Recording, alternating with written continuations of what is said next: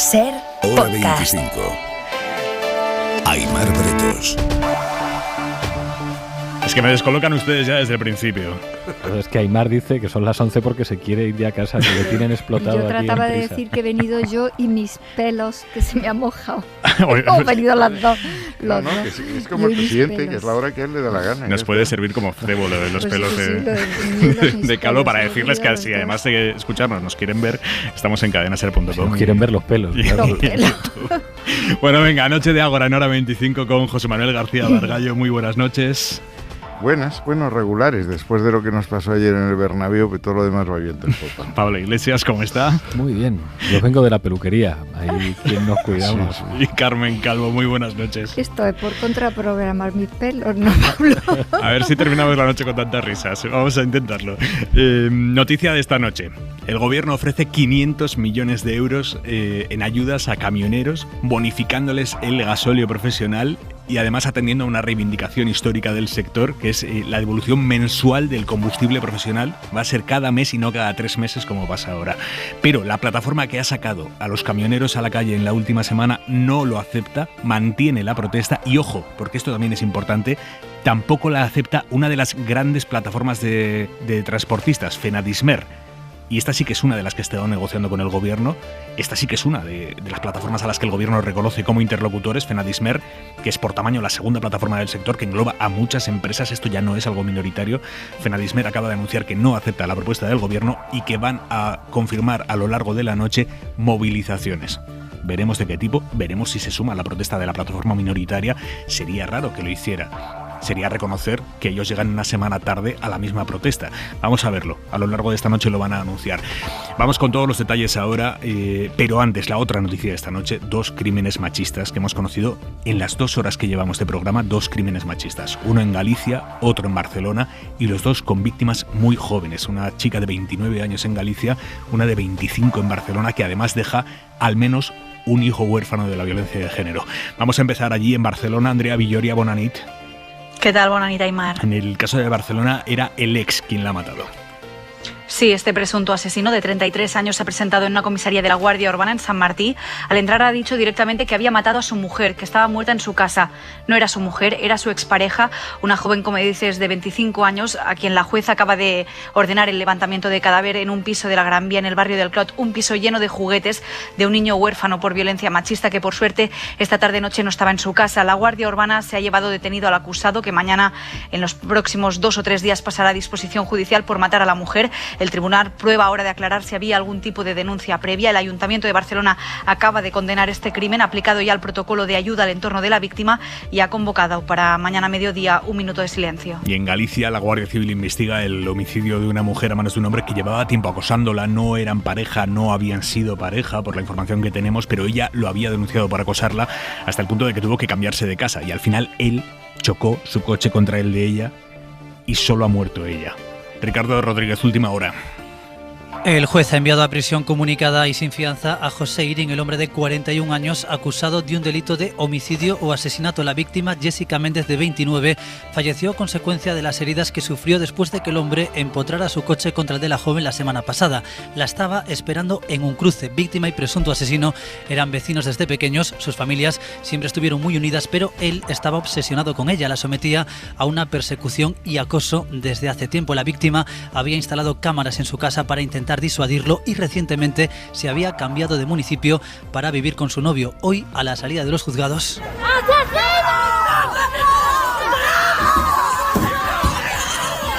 un grupo de familiares y amigos de Jessica han increpado al hombre acusado de ese delito de homicidio o asesinato. Los cargos se concretarán a lo largo de la fase de instrucción.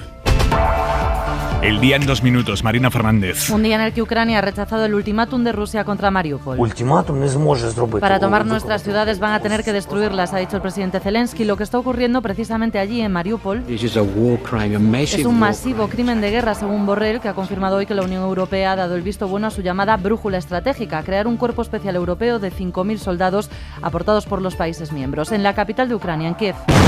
8 personas han muerto en el bombardeo contra un centro comercial que, según Moscú, era un almacén de armas. Las bombas han llegado además por primera vez a la ciudad de Odessa, conocida como la perla del Mar Negro. Un lunes en el que la vicepresidenta Yolanda Díaz ha puesto voz al rechazo de Unidas Podemos al cambio de postura del gobierno sobre el Sáhara. No compartimos en absoluto el giro que se ha producido por parte del Partido Socialista y seguimos manteniendo una salida que tiene que ver con el respeto a las resoluciones de Naciones Unidas. El ministro Álvarez ha defendido hoy este movimiento que va a explicar el miércoles en el Congreso. Siempre es un buen momento para alcanzar un acuerdo que garantiza la integridad territorial de España. Ha insistido además Álvarez en que esto no pone en riesgo el suministro de gas de Argelia. El que no se ha referido al asunto todavía es el presidente Pedro Sánchez, que hoy ha estado en Francia y Bélgica buscando su apoyo para cambiar el mercado de la energía. El primer ministro belga ha apostado por fijar un precio tope para el gas. Macron, según el comunicado de Moncloa, comparte con España la necesidad de reformar el mercado de la electricidad. El primer día con la nueva ley de tráfico en vigor no se puede superar la velocidad máxima para adelantar y mirar el móvil al volante cuesta 6 puntos. Y un lunes en el que Christie's ha anunciado que saca a subasta el retrato de Andy Warhol de esta leyenda. De Marilyn Monroe lo han valorado en unos 182 millones de euros y, según la casa de subastas, podría convertirse en la venta más cara de la historia de una obra de arte del siglo XX. Gracias, Marina. Y en la contra de hora 25... On m'a dit toi t'en fais trop, c'est dommage,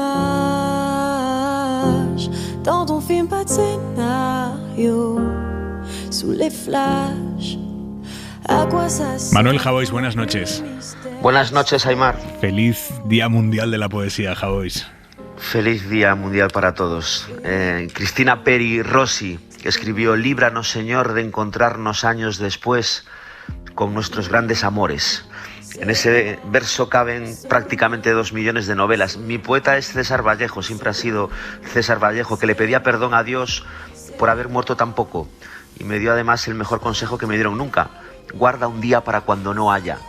Una vez Gloria Fuertes dijo: yo he sido feminista desde que era niña, pero no lo he sabido hasta bien pasados los 50 años. Y escribió este poema: me quité de en medio por no estorbar, por no gritar más versos quejumbrosos. Me pasé muchos días sin escribir, sin veros, sin comer más que llanto. De Lorca llegué a aprenderme algunos poemas del romancero, pero su mejor verso creo que lo escribió en Nueva York. Para mí, la noche es interminable cuando se apoyan los enfermos y hay barcos que buscan ser mirados para poder hundirse tranquilos. Y de Neruda, llora la sed y el hambre y tú fuiste la fruta, era el duelo y la ruina y tú fuiste el milagro. Aunque ningún poema suyo, tengo que decirte, me conmueve políticamente más que Alturas de Machu Picchu y ese arranque bestial: sube a nacer conmigo, hermano. Y como no hay mejor poesía que la amistad, el hermanamiento de las personas, termino con un verso que he hecho lema y que me regaló hace muchos años mi querida Belén. Es de Emily Dickinson y dice: joven ateniense, sé fiel a ti mismo y sé fiel al misterio, el resto es perjurio. Qué bueno. Javois, un beso, hasta mañana. Un beso, chao.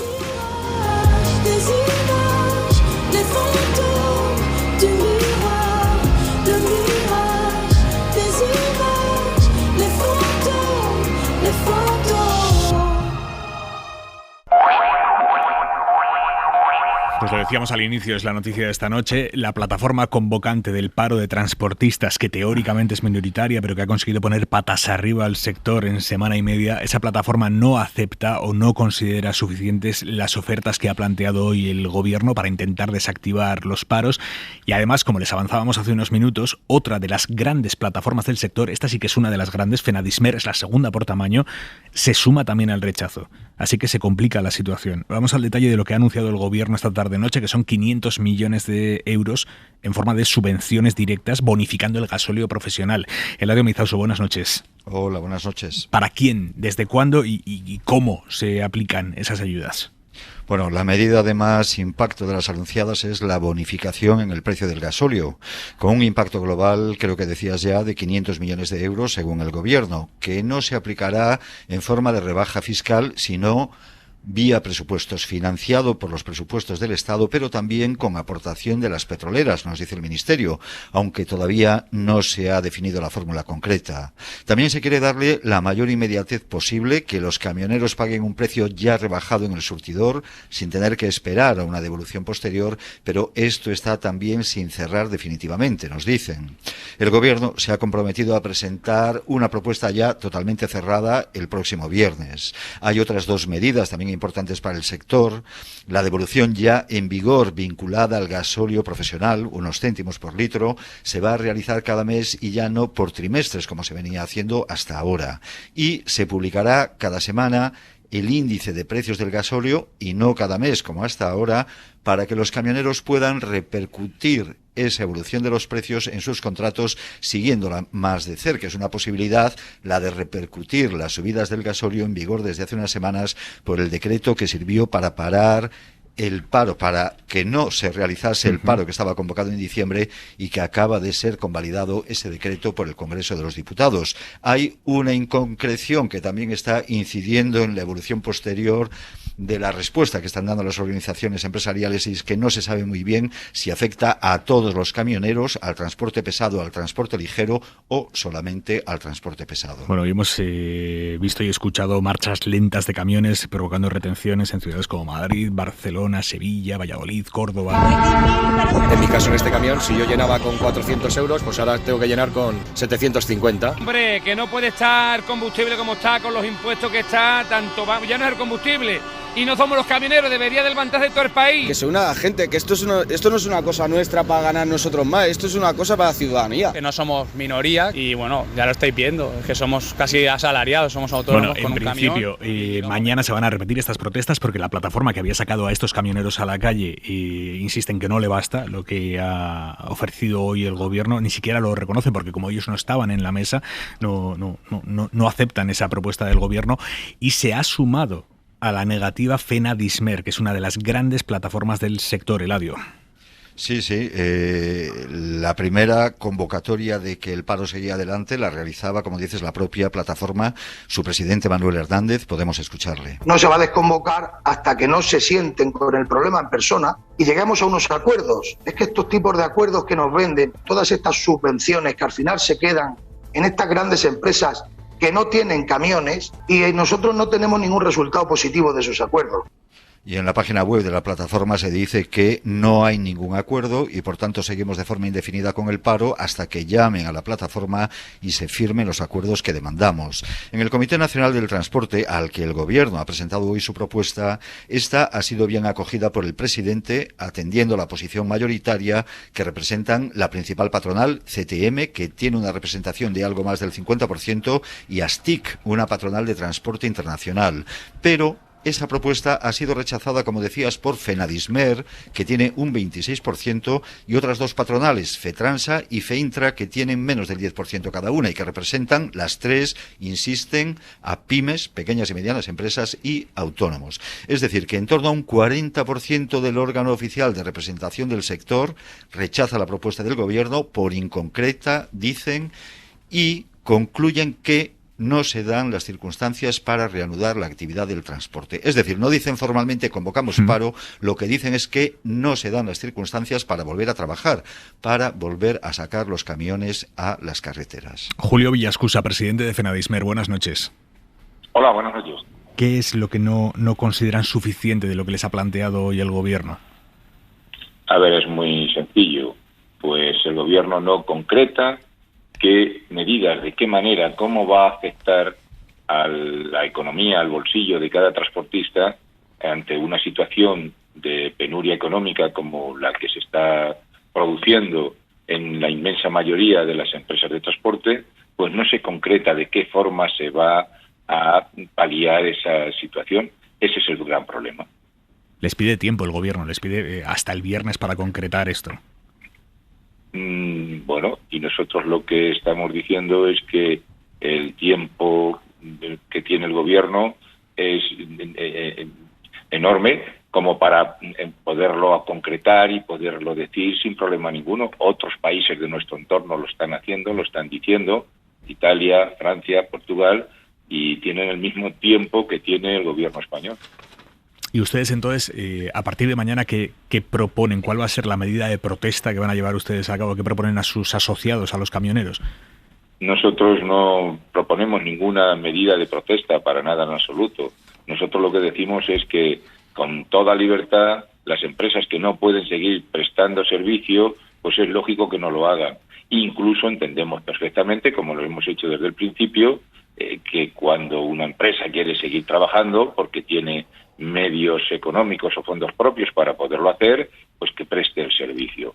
Luego, nosotros no estamos planteando ninguna medida de presión para nada en absoluto, y tampoco planteamos un paro indefinido, ni muchísimo menos. El paro está concretado en cómo se nos tiene que decir, se tiene que entender por parte de todo el mundo, por el transportista más pequeño y por el más grande, cómo se soluciona la enorme crisis que se está padeciendo. Hay que tener en cuenta que estamos hablando de economías que estaban ya desde hace muchísimo tiempo en una situación de penuria absoluta, en donde cualquier transportista que para llevar a su casa 1.500 euros o 2.000 después de una situación...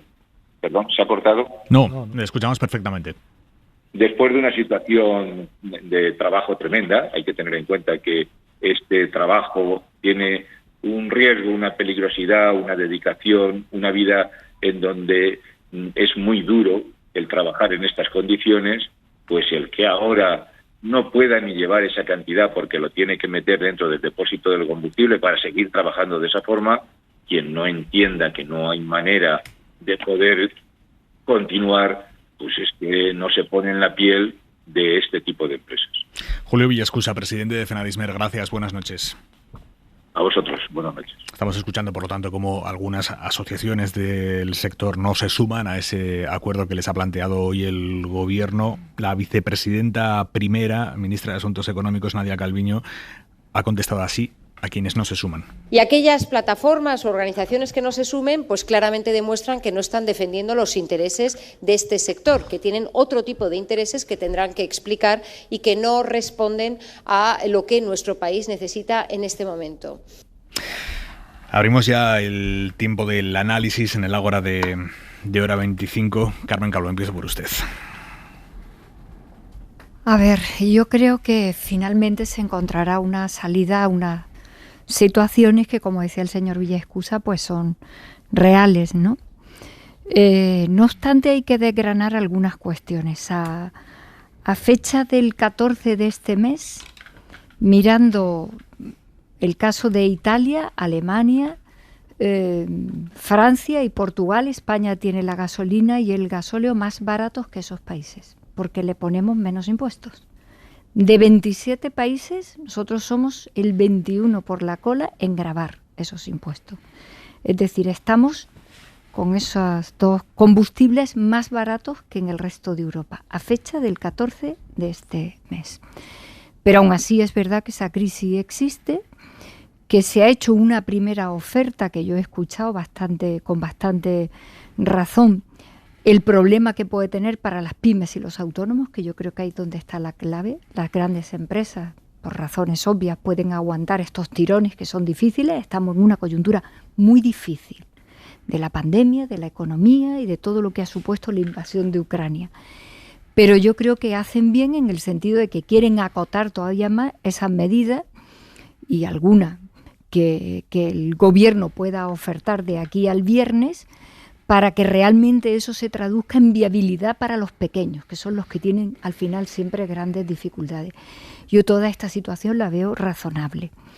Es verdad que siempre hay que ir rápido, pero es que el resto de los países de Europa, las medidas que van a adoptar entran, en Francia en concreto, el 1 de abril. Es decir, no vamos después que los demás. El gobierno ha dicho el 29 habrá una primera respuesta transversal a muchos problemas acumulados por esta situación que estamos atravesando. El 29. Las medidas en Francia entran el 1 de abril. En Alemania me parece que el 3. Es decir, no estamos en ninguna situación diferente del resto de Europa. Y mientras tanto, el gobierno está diciendo algo que a mí también me parece a tener muy en cuenta. Estamos viviendo una situación que es completamente panóptica en la situación europea. Hay soluciones que tienen que ser europeas. En este momento hay un cierto patriotismo europeo que consiste en mantener la unidad en muchas cosas y sobre todo en las importantes, que menos que intentar que en el Consejo, que es la semana que viene, algunas de las cuestiones que están pendientes de este asunto, como es separar el gas de las eléctricas, también Europa pueda darles una respuesta. A mí me parece que todo esto está en un plano dentro de la dificultad razonable, salvo esa minoría que ha decidido, incluso adentrándose en la inseguridad y en asuntos gravísimos de orden público, hacer un pulso claramente político al gobierno. Yo creo que estas son cuestiones que hay que distinguir claramente. Iglesias. O sea, yo creo que es importante no criminalizar a los diferentes sectores, básicamente porque con eso ponemos fácil que la ultraderecha de alguna manera penetre a sectores sociales que plantean reivindicaciones que son razonables. Cuando un camionero está matándose a trabajar por 1.500 euros al mes y no puede salir, yo creo que digamos el problema no es quien le represente. Y ya digo que en esto, como en las movilizaciones del campo, creo que hay que ser hábiles para no facilitar que los ultras y que los demagogos sean capaces de instrumentalizar protestas que están poniendo encima de la mesa una situación muy difícil, tanto de la gente que trabaja en el campo como de la gente que se tiene que levantar muy temprano a sacar el camión. Y es verdad que la situación que estamos viviendo es dramática para muchas familias y en particular para los pequeños y para los medianos. A partir de ahí hay que ponerse a trabajar. Yo reconozco que en este contexto me encanta estar de analista en este programa y no en el Consejo de Ministros, porque no es una situación nada fácil. La crisis que viene en Europa como consecuencia de la guerra en Ucrania va a tener consecuencias todavía más graves que esta que estamos viendo, y yo creo que ya hay mucha gente pues con un miedo real a los desabastecimientos, a lo que implica el encarecimiento de la energía. Parece que los gobiernos están teniendo dudas a la hora, pues bueno, de afrontar la injusticia de la manera en la que está organizado el mercado de la energía. Creo que en España ni se sostiene defender más tiempo los beneficios caídos del cielo y haría falta, digamos, una actitud más contundente con los privilegiados para defender el interés general, y creo que van a venir semanas y meses enormemente difíciles. Margallo, ¿cómo lo ve usted? Pues mire, yo no soy un experto en estos temas, sí he dedicado parte de mi vida a la fiscalía y he hablado con muchos camioneros y con muchos agricultores estos días. Yo creo que el gobierno ha cometido errores de fondo y errores de comunicación. Es decir que no puede tomar medidas hasta que la Unión Europea tome determinadas decisiones. Es un insulto a la inteligencia. Es que repasa usted la lista de países y ve que casi todos los países importantes ya han tomado medidas. Francia se ha citado, lo ha citado Carmen Calvo, 15 céntimos de litro de 15 céntimos hasta de euro. El día 1 por de abril no entra. No, de acuerdo. No, pero es que es importante porque para esa fecha me dejas, podemos por favor, estar pero es que nosotros vamos a ver, las otras decisiones también se pueden tomar. Te aseguro que se puede suspender el impuesto de hidrocarburos, se pueden hacer moratorias sobre los otros impuestos, como han hecho Bélgica, Grecia, Portugal, Italia, etcétera. Es decir, echarle la culpa siempre a alguien para no tenerla tú, o es la Unión Europea, o son las comunidades autónomas, o es la ultraderecha, etcétera, eso al final no acaba no funcionando. Es decir, el ejemplo paradigmático de la falta de asunción de errores es la declaración del presidente del gobierno que la inflación del 7,6% en febrero trae causa de la invasión de Ucrania. La invasión de Ucrania se produce el 24 de febrero. Es decir, que por 4 días alteras toda la inflación. Es tremendo. Los errores de comunicación, y créanme que están profundamente irritados por lo que están oyendo. Primero, hay un enorme énfasis en decir que no es una huelga, sino un cierre patronal, con lo que eso lleva de peyorativo para la izquierda. Es decir, la huelga está bien, el cierre patronal está mal. Y se dice, ¿por qué no es una huelga y sí un cierre patronal? Porque no son trabajadores, no son asalariados, y es verdad. El 85% son autónomos, pero autónomo quiere decir una persona que tiene un solo medio de vida, que es su camión, probablemente comprado a deuda. Hoy he estado en otra televisión y ha aparecido un representante de este sector que ha dicho, mire, lo que preguntó, ¿usted cuánto gana? Bueno, lo que gana son 1.400 euros, teniendo en cuenta dietas, teniendo en cuenta pagas extraordinarias, con unos horarios realmente tremendos. ¿Cuál es la diferencia de verdad entre asalariados y autónomos? Este señor era asalariado hasta hace 6 meses. Si un asalariado es despedido, tiene paro, pierde sus ingresos, igual que el autónomo, pero es que el autónomo además se queda con la deuda que ha contraído para contraer ese camión, es decir, que la cosa no termina ahí. Luego, esta calificación de si el sector es mayoritario o no es mayoritario, es decir, un ciudadano tiene derecho a que su gobierno lo escuche, sea mayoritario o no mayoritario. No voy a discutir los números, pero ayer fue bastante espectacular. Y el decir que esto es un movimiento alentado por la ultraderecha, o como ha dicho la ministra de Hacienda, que son agentes de Putin, yo he hablado hoy con un transportista de Chirivella. He dicho, mírate al espejo porque de verdad lo que eres es un agente de Putin. Me ha mirado. No dijo que fueran agentes de Putin, dijo que quien participa de la ruptura de las cadenas de suministro le hace el juego a Putin. Bueno, pues el de Chirivella no sabía que le estaba haciendo el juego a Putin. Créame, lo que él creía es que no le llegaba el dinero a casa, pero en fin, se ha enterado el hombre y supongo que estará reconsiderando su postura. ¿Cuál es el problema? Que el problema es que va a ir a peor. Hoy ha habido una noticia que ha pasado bastante desapercibida en los medios nacionales, en The Guardian. Alemania dice que va a empezar a prescindir de la energía de Rusia, va a tener que traer energía de otros lados y va a ser más cara. Y dada el funambulismo del gobierno en el tema del Magreb, primero el ministro de Exteriores dice que sí ha hablado con Argelia, yo leo la prensa argelina, Argelia dice que no ha hablado, el ministro reconoce que no se ha hablado. Bueno, con todas estas historias al final verá usted como el gas que viene de Argelia va a ser más caro y todo esto repercute en estos sectores. Y a estos sectores se les escucha, no se les insulta. Y un gobierno no traslada la responsabilidad a la Unión Europea. Gobernar es dirigir, es tomar decisiones y tomarlas a tiempo cuando la gente está sufriendo. Hablaremos después de Argelia, del gas, pero Calvo, ¿se está insultando a los transportistas que están parando estos días diciéndoles que quien rompe la cadena de suministros le está haciendo el juego a Putin? A ver, yo me he referido a una situación que la han visto todos los españoles, a cómo un grupo minoritario. ¿Por qué son minoritarios? Porque es muy importante hablar de minoría y de mayoría en democracia, José Manuel, muy importante. Sí, en democracia el respeto de la minoría es tan sagrado como el de la mayoría. Como que gobiernan las mayorías respetando a las minorías. Bueno. Eso es. Pero Bueno. es muy importante saber en democracia dónde están los intereses generales que se suelen corresponder con mayoría y dónde están las posiciones legítimas y respetables de las minorías. Estas son mis palabras. Y yo he visto en esa minoría alteraciones del orden público gravísimas y minoritarias, actitudes violentas. Bueno, muy bien, pero a mí no me gustan. Y a mí no me parece... pues ahora me gusta que lo digas. A mí me parece que en nuestro país te puedes manifestar, puedes hacer una huelga, puedes poner en lo alto de la mesa tus intereses, pero no los puedes hacer de esa manera. No me parece aceptable, ni razonable, ni siquiera en una situación como la que ellos están viviendo, que nadie niega, que yo no he negado y que no niega el gobierno, hasta el punto de que se ha sentado hoy con ellos. 3 miembros del gobierno les han vuelto a convocar el viernes, les han hecho una oferta, ahora será insuficiente, habrá que refinarla, habrá que ver entre ellos también cuáles son sus particularidades, pero a mí me parece que es muy importante en democracia que pongamos en su lugar quienes actúan de manera violenta, por mucho que sus intereses sean también respetables, siendo intereses laborales. Esto va por delante. Y hablando de violencia, para mí el tema de la noche son 2 mujeres asesinadas.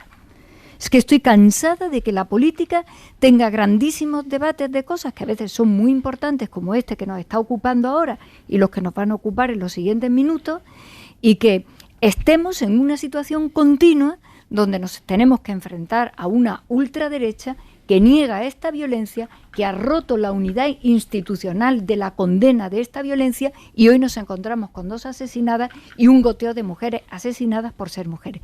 Lo voy a seguir poniendo en lo alto de la mesa, porque es que si no vamos a hablar de un montón de cosas como solemos hacer siempre, y me parece muy bien, yo la primera, pero me parece que este asunto es capital, y acabamos de ver formarse un gobierno en Castilla y León donde el presidente Mañueco no pudo decir correctamente lo que está en nuestras leyes, en nuestra jurisprudencia: violencia de género, violencia machista. Así que tengo que decirlo, porque es que estamos delante de 2 mujeres asesinadas esta noche. Iglesias. O sea, yo creo que hay 2 temas diferentes. O sea, por una parte, los problemas de orden público en las vías de comunicación, y aquí han ocurrido cosas graves.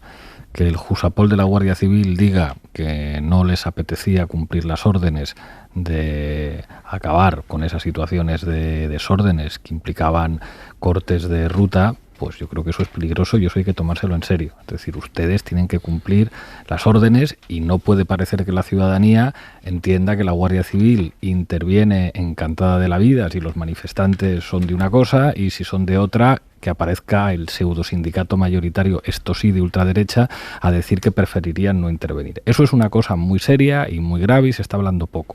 Otra cosa diferente es lo que decía este señor, al que yo no conozco, que no le he escuchado en un tono particularmente amenazante, diciendo, mire, nosotros no estamos de acuerdo con esto y hay gente que son trabajadores autónomos o pequeñas y medianas empresas, pues que no tienen más que su camión. A partir de ahí, pues siendo positivas las medidas que el gobierno ha propuesto, pues seguramente habrá que volverse a sentar a negociar y habrá que seguir hablando, que es lo razonable en democracia.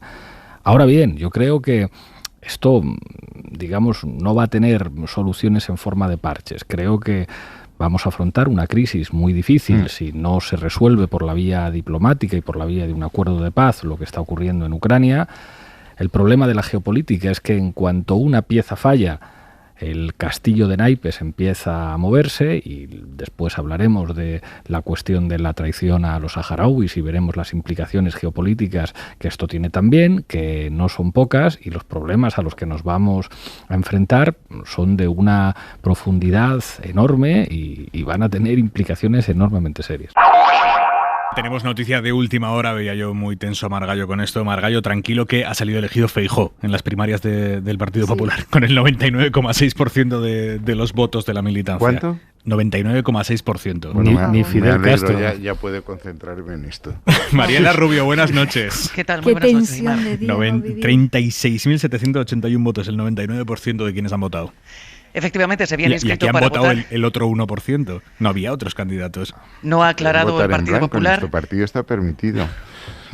Mariela, dale. Sí, decía que no ha aclarado el Partido Popular a quien ha votado ese 0 pequeño por ciento, pero como dices, con 36.781 votos, un 99,63% de los votos válidos emitidos, gana entre la militancia el único candidato para este Congreso, Núñez Feijóo. Se habían inscrito cerca de 42.000 militantes, pero finalmente han sido 36.781 los votos que han ido a parar a Núñez Feijóo. Usted ha votado, Margallo. Por supuesto. Pero es que... Convencido. Absolutamente convencido. Pero es que yo creo que el procedimiento que hemos adoptado es bastante ridículo, porque es que la gente ha tenido que ir a votar otra vez, la gente que ya había avalado a Núñez Feijóo, dice, ¿qué necesidad hay si tenemos un solo candidato y ya le hemos avalado de volver a votar? No, pero de hecho, avalaron más claro, militantes a Feijóo de los si que es han que terminado esto, votando. Esto Cosa que pasó con Susana Díaz en su día Esto también, es un poco absurdo. que recibió pero, más avales que votos después. Pero entramos en una etapa de normalidad. Lo normal es que un partido tenga unas juventudes. Lo anormal es que unas juventudes tengan un partido, que es lo que nos ha pasado en el periodo anterior. Sí, esto no lo decía usted hace 2 meses. Sí, nunca me habrá oído decir...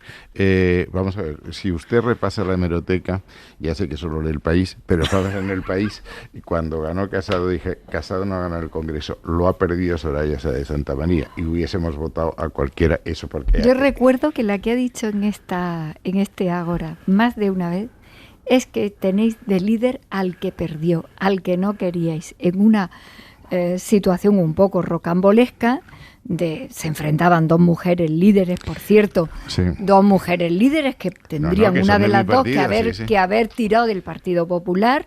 Desde luego la que ganó, desde luego la que ganó, pero bueno, pero es que conseguisteis que os gobernara y que liderara justo el que menos quería, y yo lo he dicho aquí muchas veces, y eso ha hecho que el Partido Popular haya estado pues donde no tenía que estar durante 3 larguísimos años. Bueno, acuérdate que te dije que yo lo había padecido. Para que no sea machista, es el que le pregunta a una a otra cómo está tu marido y dice, ¿comparada con quién? Bueno, pues eso es lo que pasó en aquel momento.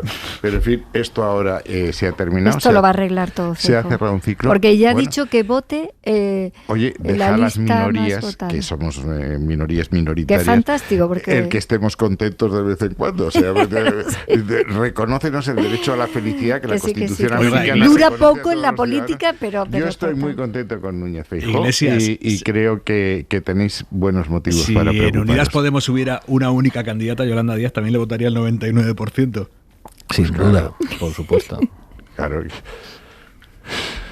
Es que los avales funcionan cuando hay más de un candidato, Claro. que ya te adelantan un poco el No, hay que resultado. Yo hay que recuerdo cuando cambiar recogíamos hay los que avales cambiar para el Pedro Sánchez, procedimiento, que fue cuando se dio cuenta Susana que íbamos a ganar. Pero cuando no hay más que un candidato, esto es un poco, como tú decías, raro.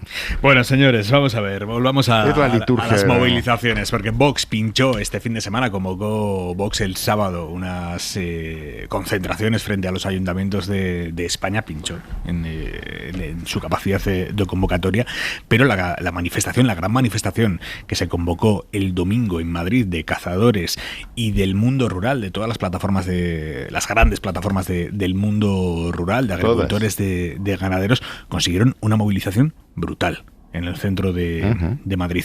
¿Cómo interpretar este estallido? ¿Qué hacer ante este estallido? Margallo, tenía usted la palabra. Con toda honestidad y sin ánimo de irritar a Carmen Carbón esta noche que está siendo tan plácida, yo creo que el gobierno ha perdido el pulso de la calle.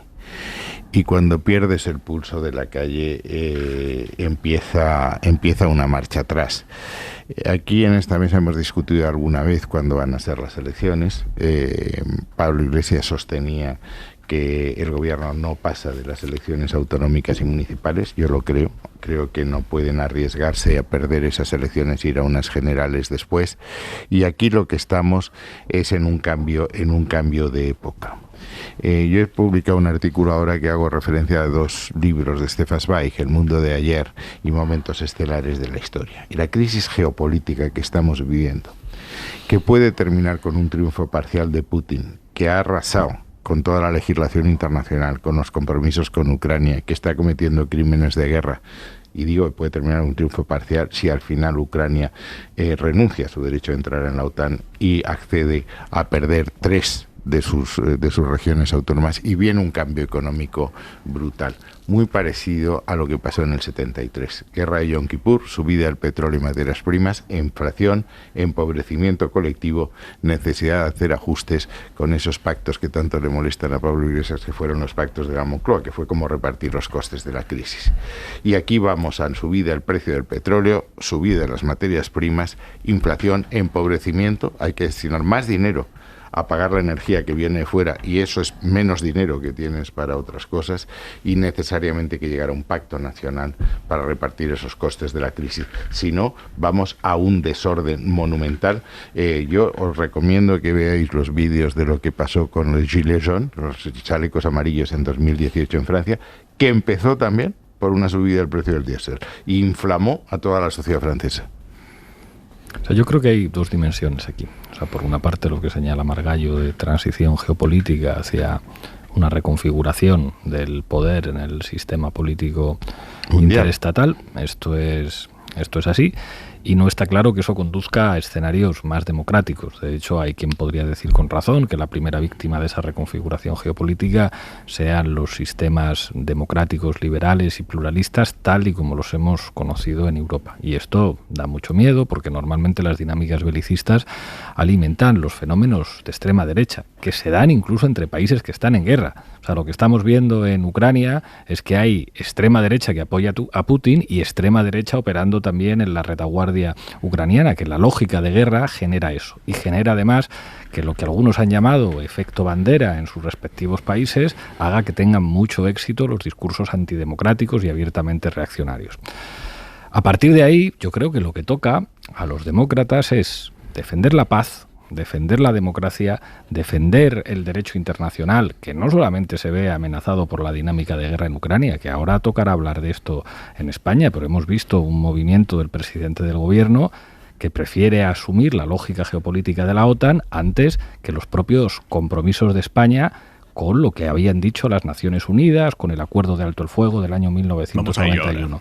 Aterrizando en la cuestión de las movilizaciones del campo, yo creo que hay reivindicaciones que estaban encima de la mesa, que son lógicas que se produzcan. Y yo creo que es muy importante que, independientemente de que las fuerzas políticas estén en responsabilidades de gobierno o estén en otro lugar, pues entiendan la realidad de muchísimas familias que viven en España y que viven en lo que se conoce como la España vaciada y que están viviendo una situación enormemente difícil. A mi entender, la manera de responder a esto creo que es algo menos de retórica patriotera y un poco más de defensa del interés general y de entender que tenemos una Constitución que tiene artículos estupendos como el 128 que sirven en momentos excepcionales para poner el interés general encima de cualquier privilegio o de cualquier interés particular. El artículo 128 de la Constitución sirve para que cualquier gran empresa estratégica tenga que subordinar sus intereses a los intereses, ahora sí, de la patria, del pueblo y del país. El artículo 128 sirve para que en circunstancias de excepcionalidad lo público tenga que tener prioridad respecto a los intereses privados. Y yo creo que de eso va a ir la contienda política en los próximos tiempos. Salud.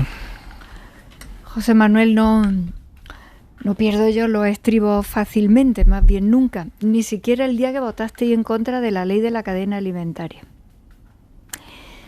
que es una ley que yo creo que tiene dificultades de aplicación, es decir, que hay que fajarse para aplicarla bien, pero que es donde está una parte importante de las soluciones de los problemas que tiene el campo de nuestro país. Esta mañana en esta casa, en un programa de la mañana, le preguntaban a uno de los manifestantes de ayer y él mismo decía: yo estoy aquí porque hay problemas que resolver, pero no entiendo, lo podemos por ahí recuperar el corte, pero no entiendo que esto sea una especie de afrenta contra el Gobierno de España cuando es también contra las comunidades autónomas, contra el Partido Popular, contra tanto tiempo que hay muchas cuestiones del campo español que no se han abordado bien. Y me pareció de una sensatez increíble, porque yo, que soy, he sido vicepresidenta única y primera durante 3 y pico años, pero sobre todo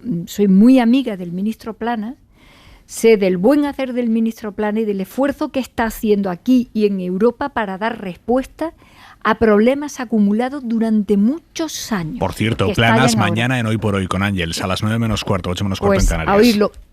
Lo que a mí me resulta entendible con mucha facilidad es que hay problemas acumulados que hay que evidentemente resolver, pero lo que me resulta muy difícil de entender es que en una manifestación grandísima como la de ayer, donde se están haciendo planteamientos que hacen falta no solamente al campo y una potencia agroalimentaria como en nuestro país, sino también esa España que se está despoblando, que estuvieran allí los líderes de partidos políticos.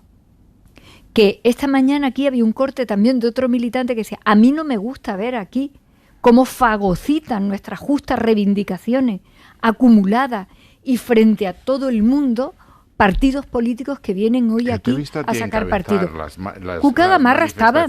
Feministas. Cuca Gamarra estaba. Pero tú allí. no has estado en las manifestaciones feministas e incluso yo te he oído una declaración diciendo que te molestaba que viniese Unidas Podemos a quitarte algo que tú te habías currado, que era el feminismo. No he dicho eso nunca, salvo que llevo en el feminismo desde que tengo uso de razón. Sí, pero bueno, vas a comparar la transversalidad del feminismo, que es una propuesta política que lo abarca todo, con las reivindicaciones sectoriales de un sector amplísimo que es el campo en una coyuntura económica, les han pues eso ya al es doble los impuestos. Esto sí te lo digo con cariño. Esto ya es ignorancia política de primer nivel, porque el feminismo es el siguiente escalón que tiene que subir la democracia en todo el planeta. Pero Carmen, así que no vamos a comparar en qué eso. se puede uno manifestar y en qué no, en feminismo sí. Pero si yo no te estoy diciendo en qué te tienes que comparar, en qué te tienes que manifestar, te estoy diciendo que cuando un partido político vota en contra de una importantísima ley que resuelve algunos de los problemas que aquí se están planteando,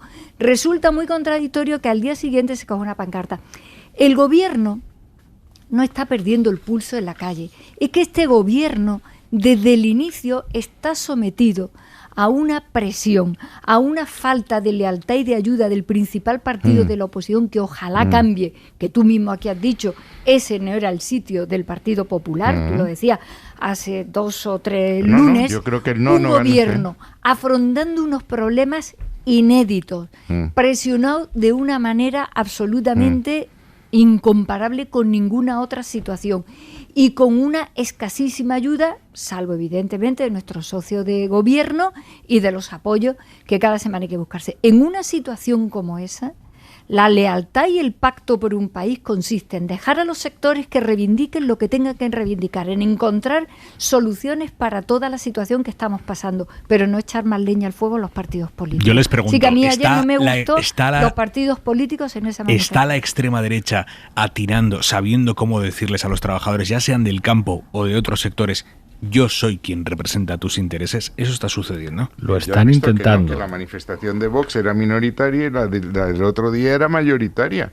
Es decir, la respuesta la has dado tú al inicio del planteamiento de este problema, pero ahora que los partidos políticos tienen derecho a adherirse a una manifestación y que eso lo deciden los órganos de los partidos. Y oye, yo estaba en el gobierno en 2012, que fue una situación más complicada que esta, tan complicada que si te hablo de mi situación personal, el Ministerio de Asuntos Exteriores y Cooperación tuvo en 2012 un presupuesto que era el 25%, la cuarta parte del que había tenido mi antecesora. Es decir, la situación del 2012 fue dramática, no como esta, y desde luego que ayer se manifestaban contra quien gobierna y que puede arreglar el tema, es así. Pues que tú crees que es la manifestación de adhesión más numerosa que hemos visto desde la Plaza Oriente en favor del gobierno. Si no era una manifestación política, que no lo era, que era de unos sectores, lo que no es entendible es que esté allí la oposición, toda la oposición de derechas del gobierno. Pero ¿cómo no va a estar? Sobre todo con las contradicciones en las que estáis cayendo. ¿Sí? Y sobre todo cuando decía el manifestante esta mañana aquí, no sé por qué esto se convierte contra solo el gobierno de España cuando es contra el gobierno de las comunidades autónomas, de todas, pues que han fallado y durante mucho tiempo. Pues eso es lo que quería decir. Iglesias. Bueno, yo creo que hay varias cuestiones. O sea, por una parte, que la derecha y la ultraderecha van a utilizar cualquier cosa, incluso una cosa y su contrario, para tratar de deslegitimar al gobierno, pues eso ya lo sabemos, porque viene ocurriendo desde hace 2 años y pico. Utilizaron incluso una pandemia para acusar al gobierno de ilegítimo y hablar de gobierno socialcomunista. Y utilizarán cualquier cosa para tratar de debilitar al gobierno. Es verdad que en algunos ámbitos tienen poco éxito, pero yo no despreciaría la capacidad mediática de la derecha y de la ultraderecha para hacer cualquier cosa. Eso yo creo que no se combate tanto, digamos, reprochando a la derecha y a la ultraderecha que vayan a las manifestaciones. Yo creo que es una pérdida de tiempo pedir responsabilidad de Estado, responsabilidad democrática, lealtad en un momento excepcional. Yo creo que es una cosa melancólica. No tenemos una derecha ni una ultraderecha con la más mínima responsabilidad, con el más mínimo respeto por las... Déjame terminar, Margallo. Completamente imposible pensar que incluso en una situación de guerra, de crisis económica, de pandemia, vayan a tener una actitud responsable.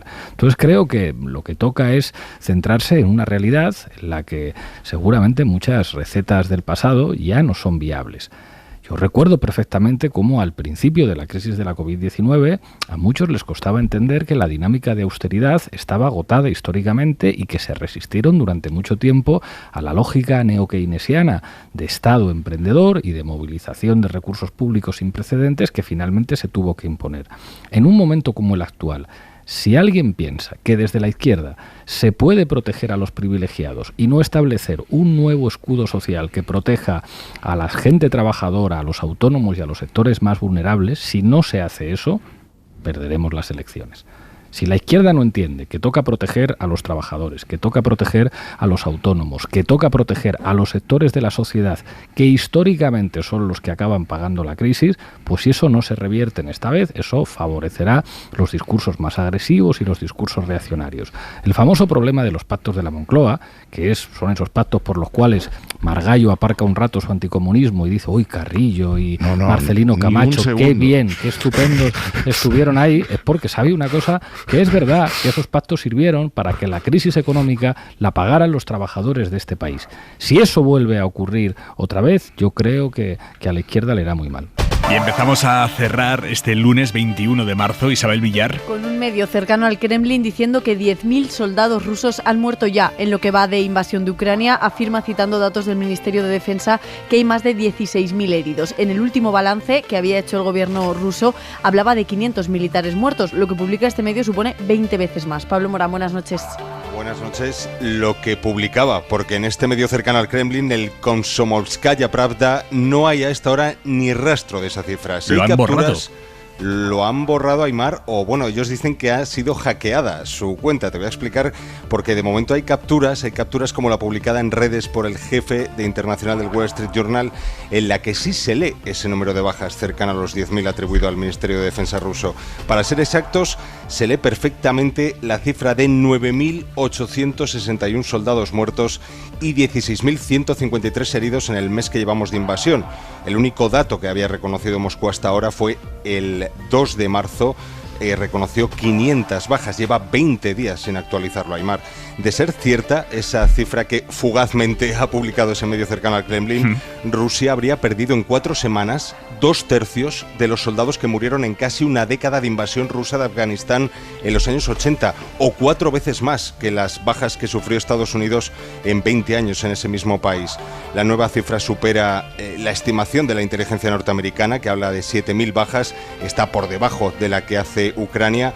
En cualquier caso, como te digo, esa cifra ya no está en ese medio afín al Kremlin. El Komsomolskaya Pravda asegura que su web ha sido hackeada y que ya ha eliminado la información falsa. De todas maneras, Aimar, Moscú sigue sin confirmar cuál es el coste de Putin en vidas humanas por esta invasión. Sigue siendo esa una de las grandes incógnitas de esta guerra. Pablo Morán, jefe de la información internacional de la cadena SER. Gracias, Pablo. Hasta ahora. Pues mañana se cumplen 27 días de la invasión de Ucrania. El presidente Zelensky acaba de pedir a los ciudadanos que sigan luchando. Dice que hagan lo que sea para proteger al Estado y echar a los ocupantes. Por cierto, que Zelensky ha anunciado también que someterá a referéndum cualquier compromiso en las negociaciones con Rusia. Una Rusia que, según Estados Unidos, está explorando opciones para lanzar ciberataques contra ese país. Por eso, en un comunicado, Joe Biden acaba de pedir a las empresas de Estados Unidos que refuercen sus sistemas de seguridad y cierren sus puertas digitales, dice Biden, ante posibles amenazas rusas. También la Unión Europea ha definido hoy a Rusia como una amenaza directa y a largo plazo para su seguridad, dice Josep Borrell, el jefe de la diplomacia europea. Today I think everybody is convinced that Europe is in danger. Que todo el mundo está ya convencido de que Europa está en peligro. Los ministros de Exteriores y Defensa han dado luz verde hoy a la nueva estrategia europea de seguridad, que incluye crear una fuerza de actuación rápida dotada con 5.000 soldados. La idea es que esté operativa en 2025 y que sirva para intervenir en crisis que amenacen a la seguridad europea. Este plan de defensa se terminará de aprobar en la cumbre europea de finales de semana, una cumbre en la que también se discutirá qué hacer para bajar los precios de la luz. El presidente del Gobierno se reúne mañana con los responsables de las principales eléctricas españolas, de Iberdrola, de Endesa y también con la patronal del sector. Un encuentro a las 11:30 en Moncloa, en el que también estará la vicepresidenta de Transición Ecológica. Y en media hora el larguero con la resaca del clásico. Está Margallo que no levanta cabeza. Carreño, buenas noches. Bueno, están a 12 puntos todavía, el Barça del Real Madrid, o sea que la Liga la tienen en el bote, pero es verdad que lo de ayer duele. Lo de ayer duele. Sí. No, ellos están contentos. Estar a 12 puntos del Madrid, pues es una buena noticia para tienen un partido menos, eso sí. Si lo ganasen al Rayo se pondrían a 9. Quedan 9 jornadas. Ganan al Rayo y ganan la Europa League, pues ya es. Vamos, yo creo que hay que proclamar la independencia. En cualquier caso, el barcelonismo celebra que han vuelto, que no es poco. Celebran que han vuelto y además celebran que la estrella de este Barça es Xavi Hernández. Sí. ¿Es así? No es Messi, ya no es Neymar, no es nadie. El entrenador. La estrella del Barça es Xavi Hernández, y que después del cruifismo llegó el guardiolismo, y después del guardiolismo llega el chavismo, y parece que para quedarse, y antes de tiempo, porque muchos pronosticaban que igual un par de años de travesía en el desierto, pues le han valido 3 meses a Xavi para poner esto un poco más o menos en el camino a seguir, con permiso de Margallo. Y en el Madrid, dolidos, porque se puede tener un mal día, pero tener un mal día en el Bernabéu y contra el Barça no es un mal día cualquiera, es un mal día que hace pupa. A ver, ese tiempo corto me alegra porque lo extrapola Núñez Feijóo, digo, esto llega antes de los Esto lo va a arreglar Feijóo. ¿Quién nos iba a decir, Lucía Iglesias? ¿Quién nos iba a decir que ser chavista iba a ser una cosa políticamente correcta en España en el año 2022? Hay chavineta para que la gente se suba. Hasta luego, Manu. Adiós a todos. La ropa para mañana, Carbó, buenas noches. Buenas noches, un poco de paciencia, sino de ánimo también para los que añoráis el sol, y es que hace muchos días que no está luciendo en todo el país, y eso es lo que nos trae el ambiente frío, que invita una jornada más, la de mañana, a ir en ropa de invierno. Pero ánimos, porque quedan pocos días, ya mañana veremos más claros, pero a medida que avance la semana los ratos de sol irán ganando protagonismo, pero sin que desaparezca la lluvia, y es que de nuevo a esta hora es protagonista en todo el centro de la península, desde el norte de Extremadura hasta la Comunidad Valenciana. donde llueve y lloverá con mucha intensidad, muchísima precaución, sobre todo en Valencia y Castellón. Y mañana, si ven durante la mañana, tendremos pausas en la lluvia y algunos claros. Durante la tarde, nuevamente en prácticamente toda la península y Baleares, los chubascos ganarán protagonismo. Hasta mañana, Carbó. Adiós. Hemos sabido esta tarde-noche que el presidente del gobierno, Pedro Sánchez, va a viajar a Ceuta y Melilla pasado mañana, miércoles. Es el mismo día en que el ministro de Exteriores, José Manuel Álvarez, va a comparecer en el Congreso para explicar la posición del gobierno respecto al Sáhara, apostando ahora por la propuesta marroquí de que el pueblo saharaui tenga una autonomía, pero dentro de Marruecos. Mire, yo creo que siempre es un buen momento para alcanzar un acuerdo que garantiza la integridad territorial de España, la soberanía de España, la prosperidad, la estabilidad, la gestión de los flujos migratorios irregulares. Así lo ha defendido esta tarde el ministro Álvarez. Y sobre la reacción de Argelia, que ha llamado a consultas a su embajador en Madrid, insiste Álvarez en que este movimiento español no pone en peligro el envío del gas que nos suministra Argelia y que es vital para nuestro sistema energético. Argelia es un socio sólido, estratégico, prioritario, fiable para España, también como suministrador de gas. Pero salvo el PSOE, que hoy ha hecho esfuerzos argumentales por explicar que el cambio de posición del gobierno no es tal, el resto de partidos está criticando duramente este recolocamiento diplomático, y especialmente dura ha sido hoy Yolanda Díaz, que hasta ahora había optado por no levantar la voz en los episodios de fricción entre socios de gobierno. Hoy lo ha hecho. Ana Fernández Vila. Sí, el PSOE trata de defender a Sánchez y justificar su decisión. El presidente del gobierno es el que tiene la capacidad de decidir sobre política exterior, por tanto no es una decisión que sea improvisada ni una decisión que tenga que consensuar. Pero las explicaciones del portavoz socialista Felipe Sicilia no convencen a Unidas Podemos. Su enfado es mayúsculo y la vicepresidenta Díaz lo ha visibilizado como nunca antes. Quien está incumpliendo el mandato de país es el presidente del gobierno. Los asuntos de fondo se dialogan entre las partes. Avisan, eso sí, los morados de que no van a salir del gobierno, mientras acusan al PSOE de acercarse al PP. Isa Serra, portavoz de Podemos. Las decisiones que se están tomando por parte del Partido Socialista, insisto, son incomprensibles. Y desde el Congreso, serio toque de atención también de los socios parlamentarios, Marta Vilalta de Esquerra e Íñigo Errejón de Más País. Lo vivimos como una nueva traición de España al Sáhara Occidental, al pueblo saharaui. Una propuesta para que Sánchez venga al Congreso de los Diputados a rendir cuentas y a dar explicaciones sobre este cambio drástico, inexplicable e inadmisible de posición sobre el Sáhara. Explicaciones que, por cierto, también está esperando Yolanda Díaz por parte de Sánchez, tal y como ha reconocido ella misma. Y las espera también el futuro líder del PP, Núñez Feijóo. Es muy difícil tomarse en serio a un gobierno que no se toma en serio a un país. El presidente del gobierno ni siquiera ha informado a su gobierno y, por tanto, está gobernando de una forma déspota, de una forma irresponsable. Estamos en una situación también, desde el punto de vista de política exterior, con los puentes rotos. Exministro de Asuntos Exteriores, José Manuel García Margallo, su análisis. Vamos a ver, voy a ir telegráficamente. Es decir, primero, lo más grave es la ruptura de la tradición, que la política exterior es una política de Estado y por tanto tiene que ser consensuada entre todos los partidos políticos. Eso se normativiza, se incorpora una norma en la Ley de Acción Exterior que hace dos cosas: crea el Consejo de Política Exterior para tomar las decisiones que no corresponden al presidente. El presidente le corresponde dirigir, pero no puede tomar las decisiones por sí o ante sí. Solo puede hacer Putin, no un líder democrático. Y en segundo lugar, obliga a todos los gobiernos a presentar una estrategia de acción exterior a 4 años para definir cuáles son las prioridades, los objetivos y las acciones diplomáticas. Todo eso se ha roto y eso es muy grave. Efectivamente, esta decisión se ha tomado sin informar a la oposición, sin debatirlo en Cortes y sin debatirlo ni siquiera en Consejo de Ministros, puesto que Unidas Podemos, y Pablo me lo confirmará, no sabía esto. Pero es que se están vertiendo falsedades muy importantes. Rodríguez Zapatero ha dicho que esto es una decisión que tomó en 2007 y que el Partido Popular en el gobierno de Rajoy no la rectificó. Falso de toda falsedad. Yo tengo aquí la estrategia de acción exterior que hablaba de una solución justa, duradera, mutuamente aceptable, que consagrase la libre determinación del pueblo saharaui en el marco de Naciones Unidas. Cosa que pasa a todas las resoluciones que el gobierno del que yo formo parte, todas en noviembre, se aplican en Naciones Unidas. Ahora hay un cambio.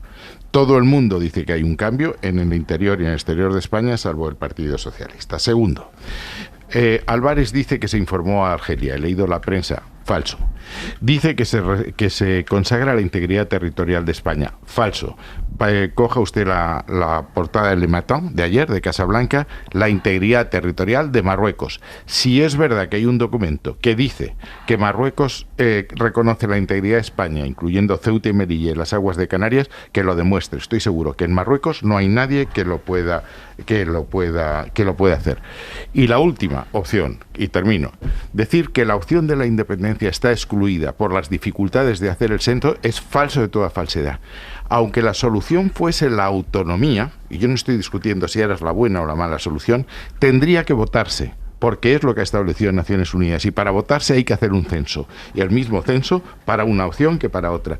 Es decir, es un cúmulo de falsedades para sostener un cambio dramático en la política española que no había hablado del 75. ¿Qué garantía tiene el pueblo saharaui de que esa autonomía va a ser real o que los recursos económicos van a estar? ¿O simplemente este gobierno ya se ha desentendido de este tema como hizo el gobierno de Franco al final de su régimen? Iglesias. Una observación, algunos hechos incuestionables y una valoración. La observación, decía Sicilia, el presidente del gobierno no tiene que consensuar. Bueno, yo creo que un presidente del gobierno, en lo que se refiere a los asuntos de Estado, siempre le conviene consensuar. Pero cuando no tiene mayoría absoluta, no es que le convenga consensuar, es que necesita consensuar. Y si no consensúa, se puede dar una situación en la que cuenta ahora mismo exclusivamente con el apoyo de su partido, que no tiene ni de lejos diputados suficientes para llegar a la mayoría absoluta, e incluso críticas muy importantes dentro de su partido. Los hechos. El Partido Socialista, en su programa del año 2019, con el que se presenta a las últimas elecciones, reivindica el derecho de autodeterminación para el pueblo saharaui. Primer hecho incontrovertido, se traiciona a sí mismo, traiciona su propio programa. Ni siquiera lo firmado con nosotros, el programa del PSOE con el que se presentó a las elecciones de 2019. Traiciona también al Sáhara. En el año 1991 se produce un alto el fuego y un acuerdo firmado por Madrid, Rabat y el Polisario en el que la solución tenía que ser el ejercicio del derecho de la autodeterminación. Esto es un compromiso de nuestro Estado acordado con Marruecos y acordado con el Frente Polisario. Por otra parte, se nos dice que Argelia estaba informada. Pero Argelia desmiente, y no desmiente de palabra, desmiente llamando a consultas al embajador. Al mismo tiempo, se nos dice que hay un acuerdo con Marruecos, que nos lo enseñen. ¿Dónde está escrito ese acuerdo? ¿Qué ha firmado a Marruecos por escrito? Yo tengo la impresión de que Marruecos no ha firmado absolutamente nada, no ha dado ninguna sola garantía por escrito de absolutamente nada. Y con respecto a la valoración, creo que es enormemente hipócrita haber estado durante 3 semanas hablando del derecho de la nación ucraniana a existir frente a Putin y el derecho de los ciudadanos ucranianos a recibir armas por parte de España para defender su nación y su existencia como pueblo frente a Putin, y decirle a los saharauis que tienen DNI español, que no tienen derecho a ser nación, que no tienen derecho a ser un pueblo frente a un autócrata como el rey Mohamed VI. Creo que es un nivel de hipocresía escandaloso que se produzca precisamente en este contexto. Calvo. Voy a ir por partes y quiero aclarar dos premisas. Una, que me parece muy importante, es que la principal obligación de un gobierno es defender los intereses de su país, y mucho más en un momento donde la invasión de Ucrania está cambiando todo el tablero de la seguridad, todo el tablero seguramente de lo que tenga que hacer la OTAN en relación a las fronteras europeas, y naturalmente nos pone en otra pantalla completamente diferente que apenas hace un mes nos podíamos imaginar. Así que la primera obligación que tiene el gobierno es empezar a computar todo eso que está ocurriendo para saber qué es lo que tiene que hacer y defender los intereses, sobre todo de seguridad de su país. En segundo lugar, quiero comentar brevemente dos premisas. Yo sé mucho de Marruecos porque cuando Aznar unilateralmente, sin consultar con nadie, retiró embajador y nos dejó completamente aislados de Marruecos durante mucho tiempo, aquello sí que fue un golpe absolutamente inentendible en las relaciones con Marruecos tan importantes para nosotros. Trabajé mucho, pues yo estaba en el gobierno de Andalucía y se nos pidió que trabajáramos en aspectos culturales continuamente con Marruecos. Yo lo hice con 2 fundaciones que yo tenía a mi cargo, que era el Legado Andalucía y las 3 culturas. Me pateé Marruecos y conozco bastante bien y de primera mano muchas cosas que tienen que ver con intereses muy importantes para nuestro país. Dicho esto, la Constitución dice claramente que la política exterior e interior es del Gobierno de España. Dirige el presidente. La dirige. Punto. No hay más discusiones que dar en torno a los procedimientos. Por sí y ante sí, sin contar con nadie. No. Ningún procedimiento, ninguno. Y mucho más en relación a tu partido, José Manuel, cuando hemos visto a Casado pasearse por Europa, despotricando de su país en los peores momentos, incluidos los fondos, y cuando vimos a Casado en Marruecos reuniéndose con gente que yo no voy a nombrar aquí, 3 días antes de lo que nos ocurrió en la frontera de Ceuta. Es decir, que elecciones de esas del Partido Popular al Partido Socialista en materia de cómo tenemos que llevar las relaciones con Marruecos, ninguna. Y dicho esto, ya era hora de que se acabara con la situación que teníamos en relación a Marruecos. Esto no es sostenible para un país como el nuestro, a 14 kilómetros de esa frontera, con las Islas Canarias enfrente, Ceuta y Melilla en territorio africano, con los flujos migratorios, con la importancia que son los servicios secretos marroquíes en materia de terrorismo para nuestro país y en general para la Unión Europea. No es de recibo. La prueba más evidente es que estamos en la posición que sostienen Berlín y París, y que la portavoz de Asuntos Exteriores de la Comisión Europea acaba de decir que está absolutamente de acuerdo con la nueva etapa que nosotros abrimos ahora con Marruecos. Y claro que estamos en el paraguas de Naciones Unidas. Yo estaba en el gobierno de Zapatero en el 2007 cuando se decide que hay que buscar una salida al Sáhara que tenga que ver con el contexto también de Marruecos. Los dos países, además de España, que tienen reconocido intereses en relación a Marruecos son Mauritania y Marruecos, pero no Argelia.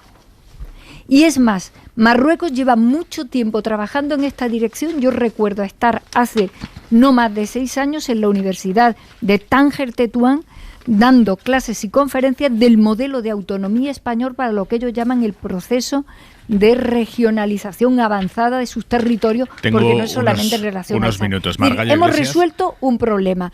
Estamos en la misma posición en la que ambas partes encuentren una salida que sea razonable a un conflicto de 43 años que no tiene Entonces no viabilidad. Ha habido cambio de postura, es la misma que lleváis en el programa. Pero ¿cómo vamos a estar nosotros pensando que se va a imponer a dos partes que tienen que resolver una situación, nada que no convenga a ellas mismas? ¿Y cómo lo vamos a hacer manteniendo una situación de tensión con Marruecos en una situación como la que tiene ahora mismo Europa y el mundo después de lo que está ocurriendo? ¿Cómo vamos a mantener esa situación? Alguien lo tiene también que pensar. Iglesias. Ahora sí estamos diciendo las cosas como son. Y es más, y termino, José Manuel, me gusta que lo dice, yo no sé si esta es la salida buena o mala. Quizá eso sea lo más, respetando todas tus palabras, por supuestísimo. Eso es, ¿tú tienes duda de que esta no sea una mala decisión? Lo que tengo dudas es me que interesa, porque la decisión que se tomó en contra de lo que dice Zapatero, la decisión que nosotros tomamos, la repito. Dice, España mantiene un compromiso firme con la búsqueda de una solución política justa, duradera y mutuamente aceptable que prevea la libre determinación del pueblo de Sáhara Occidental en el marco de la Carta de Naciones Unidas. Eso estaba también en la Estrategia de Acción Exterior que presentó Arantxa González Laya. Y aquí lo que ha habido es un cambio de postura que será bueno o será malo, pero un cambio de postura decidido por un autócrata en la Moncloa por sí y ante sí, sin contar ni siquiera con su Consejo de Ministros. En la era de Putin lo de autócratas se lo retiran mucho mejor, porque estamos hablando del presidente de una democracia legal y legítimo. Si lo quita, mejor, porque ya hemos escuchado muchas cosas en tribuna muy duras a lo largo de estos años. ¿Me dejáis decir una cosa? O sea, yo creo que Carmen ha dicho una cosa importante. Ha dicho esto es alinearnos con Alemania y esto es alinearnos con Francia. Eso es verdad, habría que añadir. Esto es alinearnos con Estados Unidos y en concreto con la Unión Europea, Pablo. No. Bueno, yo no he interrumpido. Habláis muchísimo, yo no os interrumpo ni una vez. Con Estados Unidos, cuya administración en manos de Trump decidió secundar la posición marroquí contra los saharauis, algo que la administración de Biden ha corroborado. ¿Esto qué significa básicamente? que gana Marruecos. Y Marruecos dice, yo tengo el grifo aquí de las migraciones, yo soy la porra que sirve para controlar a los refugiados subsaharianos, para que no les tengáis que disparar balas de gomas vosotros, ya se las disparo yo, así que como mando yo, vais a hacer lo que yo digo. Igual que como mando yo, os pedí en una bandeja de plata la cabeza de González Laya y me la entregasteis después de dar asistencia sanitaria a un ciudadano con nacionalidad española, aunque fuera un dirigente del Frente Polisario. Esto sí es verdad, y esto es lo que está pasando. Pero entonces que se diga a la gente la verdad, y que entonces no contemos a la gente rollos de la democracia y de que enviamos armas a Ucrania porque somos demócratas contra el autócrata Putin y porque esto es como la guerra civil española. Entonces que se acabe la hipocresía. Esto se está haciendo básicamente porque nos estamos arrodillando ante Marruecos, que está aliado con Israel y con Estados Unidos. Y ya termino con esto. Creo que además es un error estratégico que va contra los intereses de España, porque Marruecos no va a parar y Marruecos no va a dejar de tener sus aspiraciones sobre Ceuta y Melilla, y Marruecos va a seguir jugando con la llave de la inmigración.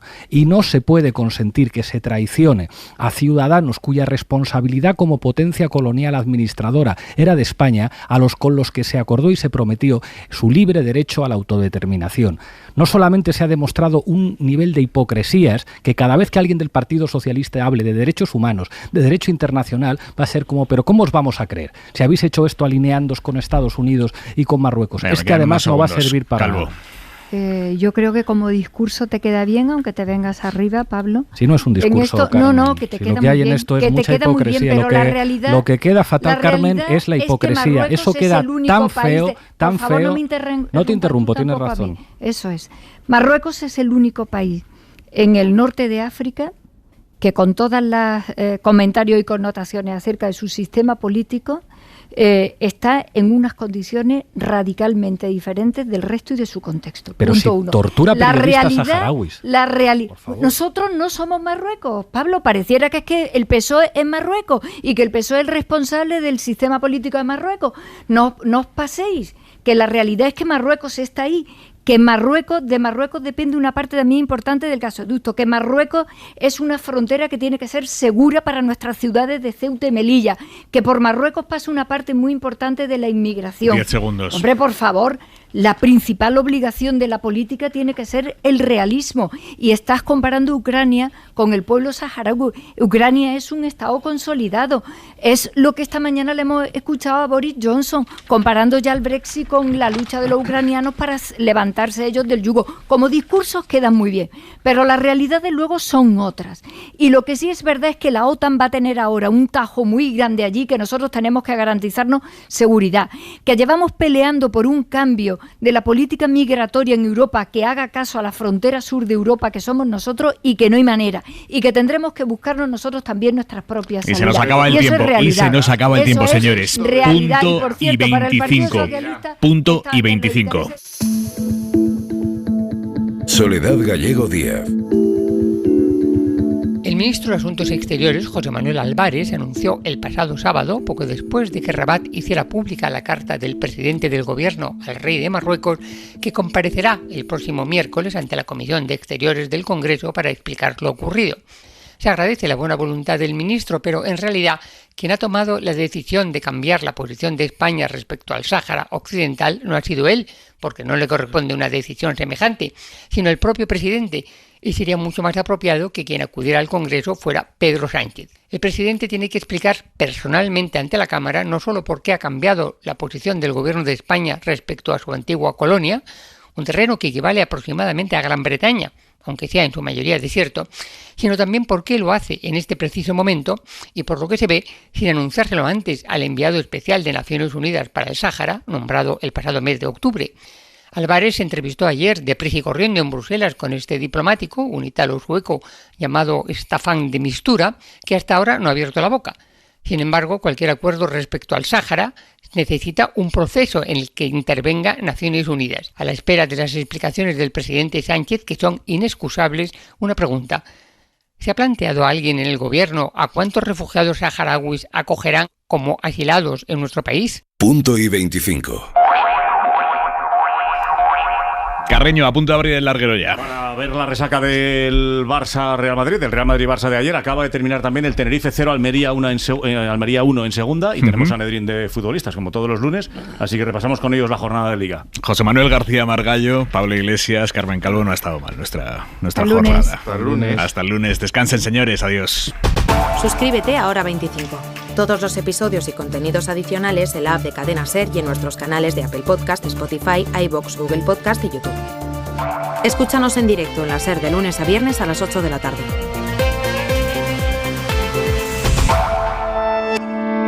Cadena SER. La radio.